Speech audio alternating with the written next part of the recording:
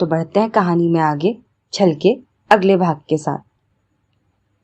मौली शेखर के पीछे भागते हुए आती है तो वो सीधा उसी के कमरे में आ गया था जहां अपना कोट निकाल उसने बेड पर फेंका हुआ था और खुद सिर झुकाए अपने दोनों हाथों से अपना सिर पकड़ सोफे पर बैठा हुआ था। मौली समझ रही थी कि वो परेशान है और नीचे अभी जो हुआ और जिस तरह वो अंदर आया था उसे देख मौली हिम्मत नहीं कर पा रही थी कि शेखर से बात कर पाए, तो वो बस वहीं सोफे पर चुपचाप उसके बगल में आकर बैठ जाती है। उसे ऐसे बैठे 10 मिनट ही बीते थे कि तभी शेखर का फोन बजने लगता है, जिस पर अब वो जल्दी से अपनी पैंट की जेब से अपना फोन निकालता है तो फोन तृप्ति का था, जिसे देखकर मौली जल्दी से शेखर से कहती है, शेखर फोन स्पीकर पर रखो ना प्लीज। जिस पर शेखर कॉल उठा फोन स्पीकर पर रखता है तो तृप्ति शेखर से कहती है, भाई हम घर पहुंच गए हैं, बिल्कुल अभी अभी पहुंचे हैं। मैथिली कैसी है तृप्ति? रास्ते में कुछ बात हुई तेरी उससे?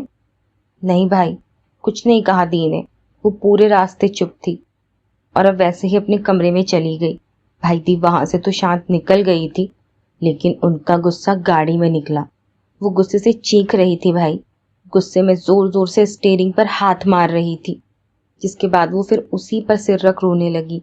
दी को इस तरह देख मैं बहुत डर गई थी भाई।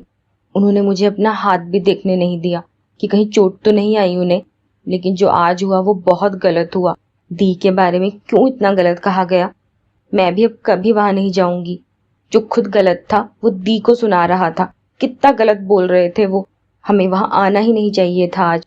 भाई दी का मन पहले ही नहीं था, वो शाम से ही मना कर रही थी कि पता नहीं क्यों उनका मन बेचैन हो रहा है, पर मामा जी ने दादा सा को हाँ कह दिया था। बस उनका मान रखते हुए दी आई, काश ना ही आते हम। इस वक्त शेखर और तृप्ति दोनों की ही आंखों में आंसू थे, पर शेखर अपने आंसू साफ करते हुए कहता है, तृप्ति अब जो हुआ उसे भूल जा और मेरी बात ध्यान से सुन। आज यहाँ जो भी हुआ वो पापा, सुधा आंटी या बुआ किसी को कुछ पता नहीं चलना चाहिए। जो हुआ वो आज रात के साथ भूल जाना और सुबह इसका जिक्र भी नहीं होना चाहिए। मैथिली का गुस्सा शांत हो जाएगा तो वो खुद ब खुद शांत हो जाएगी, बाकी मैं कल उसे संभाल लूंगा। तू परेशान मत हो, अभी रात बहुत हो गई है तो तू भी आराम से सो जा। कल सुबह मैं आकर मैथिली से बात करता हूँ, लेकिन घर पर कुछ पता नहीं चलना चाहिए। तो तृप्ति भी अपने आंसू साफ करते हुए कहती है, ठीक है भाई, यहाँ किसी को कुछ पता नहीं चलेगा। अब आप भी आराम करो और भाभी का भी ध्यान रखना। भाभी बहुत डरी हुई लग रही थी। बाकी कल तो आप लोग आ जाओगे और आप आ जाओगे तो दी भी शांत हो जाएंगी।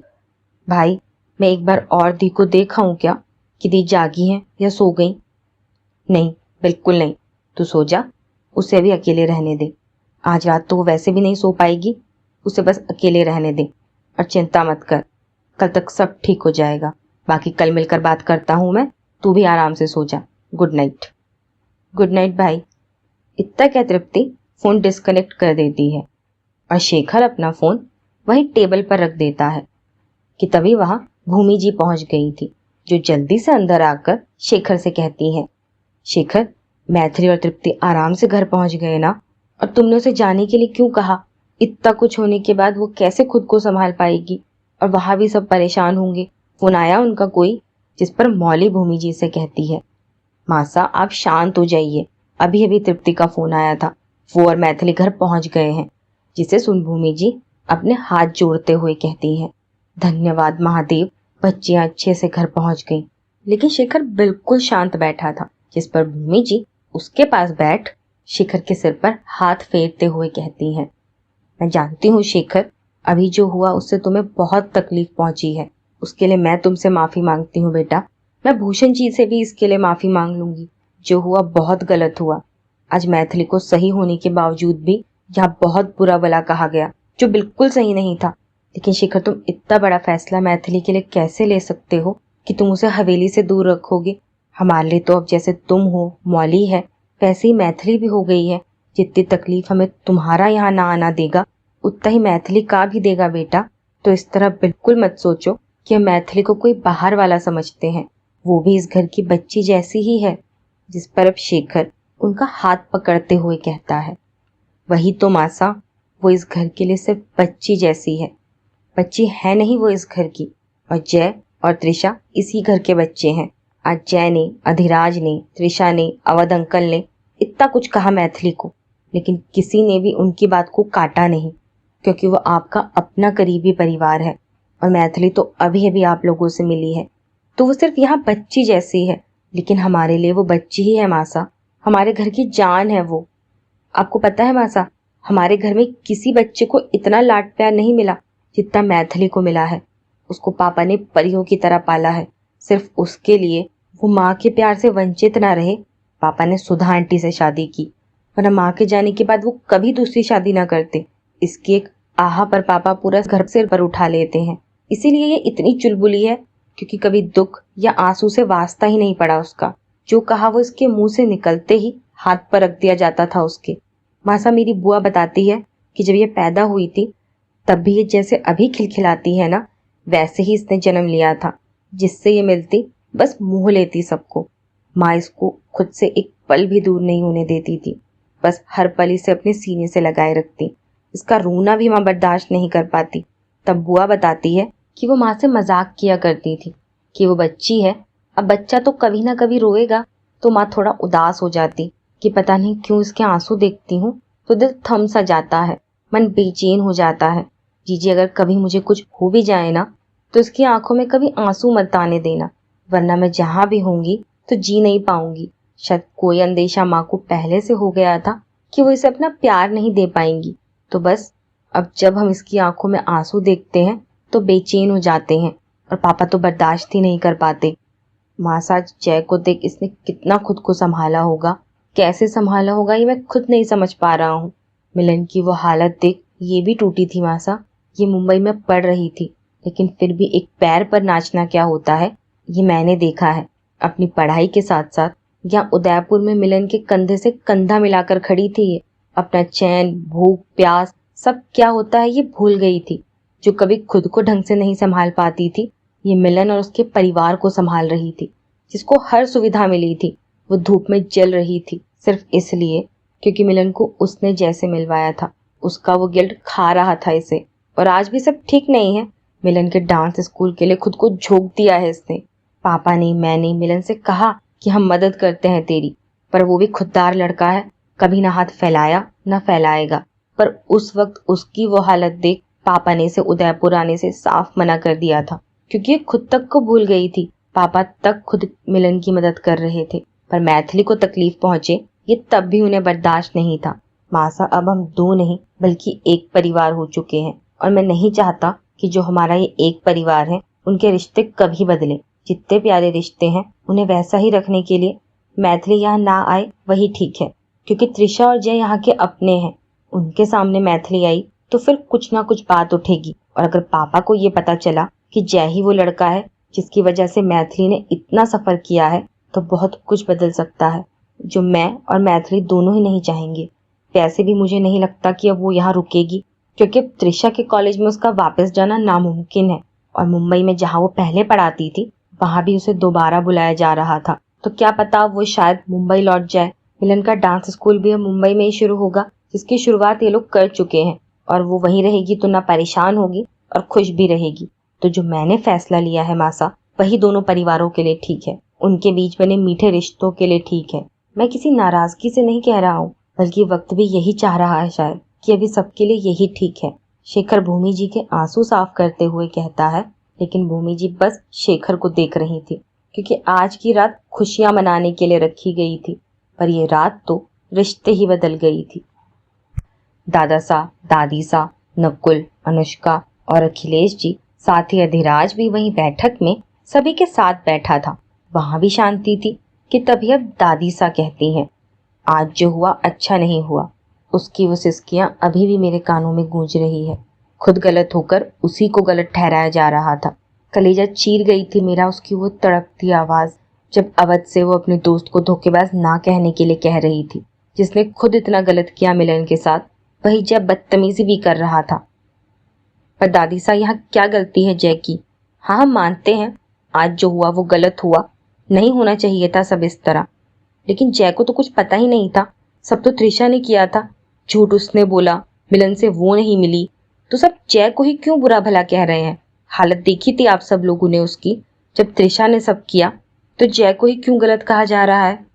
कि तभी दादा सा उसे देखते हुए गंभीरता से कहते हैं, गलत तो एक बात आज मैंने भी देखी है धीराज, कि मोह के अंधे जाल में तू भी जकड़ा हुआ है। पर अत्ती किसी बात की अच्छी नहीं होती। अत्ती बुद्धि का नाश करती है और वही आज तेरे साथ भी हुआ। जय के अत्ती मोह में तू एक सच्ची लड़की की सच्चाई भी नहीं देख पाया। अपने दोस्त के मोह ने तेरी भी आंखें अंधी कर दी थी। चल ठीक है, हम मानते हैं कि जय गलत नहीं है, तो मैथिली कहाँ गलत थी। जैसे तो वो पहले ही मिल गई थी। अगर उसे बात बढ़ानी होती तो सबके सामने बढ़ाती। चुपचाप जा रही थी वो, क्योंकि रिश्तों का लिहाज था उसे। लेकिन जय दोस्त कह रहा था वो मैथिली को अपना, तो उसने सिर्फ इतना कह दिया कि वो नहीं जानती उसे, तो उसकी ईगो हर्ट हो गई। वो लड़की तो समझदारी में उसके इतना गलत होने के बावजूद भी चुप रही, और जय अपनी बहन का बदला लेने के लिए अपने ही दोस्त को अनाप शनाप बोलने लगा, क्योंकि उसके दोस्त ने त्रिशा को धोखा दिया है। शुरुआत तो जय ने ही करी ना उसे उकसाने की। वो शांति से चली जाती, न जय को कुछ पता चलता, न उसकी वो हालत होती। दोस्ती मिलन से थी, बीच में करार उसके और मिलन के हुआ था। मैथिली ने सिर्फ मिलवाया था, तो जय को उसे धोखेबाज कहने का हक किसने दिया। किसी को अच्छा फ्यूचर दिखाकर अपने फ्यूचर के लिए वो खुद अब्रॉड चला गया, और जिसको एक बेहतरीन भविष्य के सपने दिखाए उसकी जिम्मेदारी अपनी बहन को सौंप गया। तो क्या उसका फर्ज नहीं था कि खुद भी मिलन से बात करे। बस बहन ने जो कह दिया उस पर आंख बंद कर भरोसा कर लिया। इंडिया वापस आने पर कभी खुद जाकर वो मिलन से मिला। बस त्रिशा ने कह दिया सब अच्छा है तो सब ठीक हो गया। करार खुद किया और जिम्मेदारी दूसरे पर सौंप बेफिक्र हो गया। ये कैसी जिम्मेदारी है कि एक बार खुद जाकर जाना नहीं, समझा नहीं, बस अंधी दौड़ में शामिल होते गए। अपने करियर की खुशी में, अपनी शादी की खुशी में वो सब भूल गया। कौन मिलन, कैसा दोस्त। पर जब याद आया तो बस बहन से पूछ लिया और वही मान लिया। मोह हर किसी से होता है, क्योंकि अगर परिवार में रह रहे हो तो मोह तो होगा ही, लेकिन अंधा मोह वही हालत कर जाता है जो आज जय की हुई है। क्योंकि अत्ती किसी बात की अच्छी नहीं होती। आज तक गर्व होता था मुझे उस पर, लेकिन वो इतना गैर जिम्मेदार होगा ये मैं सपने में भी नहीं सोच सकता था। जय और मिलन के बीच सफर तो उस लड़की ने किया है जिसका कोई वास्ता ही नहीं था इन सबसे। गलत उसके साथ हुआ है तो खुद को या बाकी किसी को भी विक्टिम बनाने की जरूरत नहीं है। तुम सब गुनहगार हो मैथिली के। एक मुस्कुराते हुए चेहरे को आंसू दिए हैं तुमने। आज मुझे मेरे ही बच्चों पर शर्म आ रही है कि जिनको मैंने लोगों को समझना सिखाया वो तो कच्चे निकले, और वो लड़की मेरी एक बात से सब समझ गई। त्रिशा कोई नई नौटंकी शुरू करती उससे पहले ही मैं सब सच बाहर लाने की कोशिश कर रहा था। और जैसे ही मैंने त्रिशा को वो सब बोला, मैथिली समझ गई कि पहले उसे ही मिलन को फोन लगा देना चाहिए। और जिस पर मैं गर्व करता था वो आज अपने दोस्त के मुंह में अंधा हो उसे हवेली और सड़क का ज्ञान दे रहा था। तेरे से इस तरह की उम्मीद नहीं थी मुझे अधिराज। आज खुद पर शर्म आ रही है कि जिन दो लड़कों को मैं अपना भविष्य समझता था वो इस तरह मुझे निराश करेंगे। लेकिन अच्छा हुआ महादेव ने जल्दी ही मेरी आंखें खोल दी। इतना कह दादा सा गुस्से से वहां से उठकर अंदर की ओर चले जाते हैं, तो दादी सा भी वहां से उठकर चली गई थी। अखिलेश जी बस अधिराज के कंधे पर हाथ रख वहां से अपने कमरे की ओर चले जाते हैं कि तभी अब नकुल अधिराज के पास आकर उसके बगल में आकर बैठते हुए कहता है, देख अधिराज, मैं जानता हूँ कि तू अभी भी जय को गलत नहीं समझ रहा है, लेकिन अपनी बेफिक्री और आंख बंद कर भरोसा करने की वजह से उसने गलती की है जिसकी वो सजा भुगत रहा है। और जो आज हुआ वो तो गलत था ही। तो कोशिश कर उस बात को मानने की जो सही है, और अपनी गलती को किस तरह सुधारेगा ये सोच। और इस बात से सीख कि अत्ती हर बात की बुरी है। बाकी तो खुद समझदार है, तो आज आत्ममंथन कर, कुछ नया सीखने को भी मिलेगा और बहुत कुछ बदलाव भी आएगा। गलती हमने भी की कि एक बार भी हमने जय को टोका नहीं। वो बोलता गया, हम सुनते रहे, और यही हमारी भूल बन गई, जिस वजह से मासा और दादा सा नाराज है। लेकिन आज त्रिशा के चेहरे और अवध काका की आंखों से पर्दे उतरे हैं, एक साजिश का और एक अति मोह का। तू भी अब कमरे में जा, आराम कर, बाकी सुबह देखते हैं क्या होता है। सो जा आप, गुड नाइट। इतना कह नकुल अनुष्का को साथ लेकर अपने कमरे की ओर चला जाता है। लेकिन अधिराज वहीं बैठा था। कुछ घंटे वो वहीं बैठ फिर से सब सोच रहा था। जो हुआ, किस तरह हुआ, सब दोबारा सोच रहा था, जिसने उसकी आंखों से नींद उड़ा दी थी। वही नींद तो कई आंखों से उड़ी थी। जय भी अपने घर की बैठक में ही बैठा था। मिलन अभी भी इसी सोच में था कि मैथिली को किसने आज वो सवाल किए, और मैथिली बस आंख बंद किए सोने की झूठी कोशिश कर रही थी। और वहीं मौली तो शेखर की बाहों में सो गई थी, लेकिन शेखर की आंखों से नींद गायब थी, क्योंकि उसे यही फिक्र थी कि उसकी बहन खुद को संभाल पाए। वहीं वो उसके आगोश में बेफिक्र सोई मौली को भी देख रहा था और वैसे ही उसे देखते हुए कहता है, अपना वादा मैं निभाऊंगा मौली, अपने परिवार को एक रखने के लिए मैं हर कोशिश करूंगा, लेकिन अपनी बहन को भी मैं तकलीफ में नहीं देख सकता। उसकी तकलीफ मेरी जान निकाल देती है और मैथिली और हमारे परिवार की खुशी इसी में है कि मैंने जो फैसला लिया है वो सही है, क्योंकि जहाँ मेरी बहन को एक बार आंसू मिले हैं वहाँ अगली बार भी आंसू ना मिले ये नामुमकिन है और वही मैं नहीं देख सकता। तो हमारे रिश्ते और परिवार को जोड़े रखने के लिए मैथिली यहाँ ना आए वही अच्छा है, क्योंकि ना मैं तुमको खो सकता हूँ, ना अपने परिवार को बिखरने दे सकता हूँ और ना अपनी बहन को तकलीफ में देख सकता हूँ। तो सबके लिए सिर्फ यही अच्छा है। इतना कह शेखर मौली को कसकर अपने गले लगा लेता है, क्योंकि आज जो हुआ वो अगर अगली बार भी दोहराया जाता तो आज जिस तरह शेखर ने खुद को संभाला वो अगली बार नहीं रोक पाता और इसका सीधा असर उसके और मौली के रिश्ते पर पड़ता, जो वो नहीं चाहता था।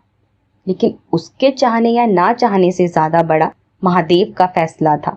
जो इन रिश्तों के लिए क्या सोचकर बैठे थे ये सिर्फ अभी वही जानते थे, क्योंकि उनके फैसले से बड़ा किसी का फैसला ना आज तक हुआ है और ना कभी होगा, क्योंकि महादेव ने तो कुछ और ही लिखा था इन सभी रिश्तों की किस्मत में।